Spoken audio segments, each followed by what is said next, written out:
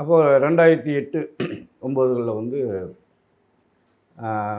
ஐயா கலைஞர் அவர்களுடைய ஆட்சி காலத்தில் வந்து மதுரை லீலாவதி அவர்கள் கம்யூனிஸ்ட் கட்சியினுடைய தோழர் லீலாவதி அவர்களை கொலை செய்தவர்களை தண்டனை பெற்றவர்களை வந்து 7 ஆண்டுகள் சிறைவாசம் பெற்றவர்களை விடுதலை செஞ்சாங்க.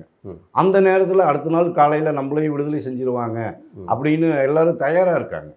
அந்த அண்ணா பிறந்த நாள் செப்டம்பர் 15 அன்னைக்கு விடுதலை செஞ்சிருவோம் அப்படின்னு சொல்லிட்டு தயாராக இருக்கிறாங்க.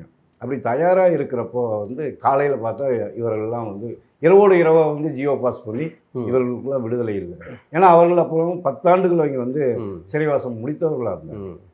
7 ஆண்டுகள் முடித்தவர்களை விடுதலை செய்ய போகிறாங்க. இவர்கள் 10 ஆண்டுகள் இவர் கணக்கெல்லாம் எடுத்துட்டாங்க.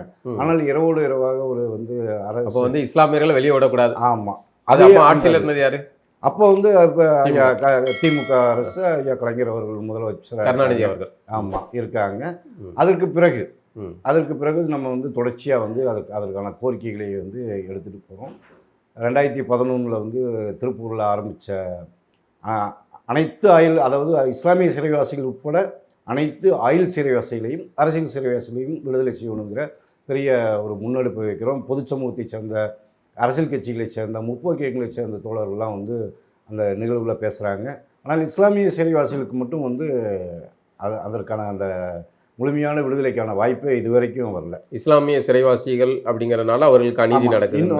ஆமாம், இன்னும் அதுக்கான வாய்ப்பே வரல. என்ன பண்ணாங்கன்னா, கடந்த தேர்தலில் ஒரு வாக்குறுதி கொடுக்குறாங்க. 2021 தேர்தலில், சட்டமன்ற தேர்தலில் வந்து யார்?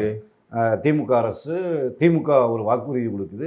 நாங்கள் அரசு அமைஞ்சதுக்கப்புறம் அவர்களை விடுதலை செய்வோம் அப்படின்னு சொல்லிட்டு ஒரு வாக்குறுதி கொடுக்குறாங்க. அப்புறம் ஆட்சிக்கு வந்ததுக்கப்புறம் எல்லோரும் கேட்குறாங்க, என்ன இன்னும் விடுதலை செய்யலை அப்படின்னு சொல்லி கேட்குறாங்க. அப்போ தான் ஆதிநாதன் தலைமையில் வந்து ஒரு கமிட்டி அமைக்கிறாங்க. விடுதலை செய்ய குறித்த கமிட்டி அமைக்கிறாங்க. அந்த கமிட்டியினுடைய அறிக்கை என்னாச்சு, அந்த பரிந்துரையின் பேரில் இது வரைக்கும் வந்து அவர்களை விடுதலை செஞ்சாங்களா, அந்த பரிந்துரை என்ன சொல்லுது அப்படிங்கிறதுல இது வரைக்குமே வந்து எதுவுமே இல்லை.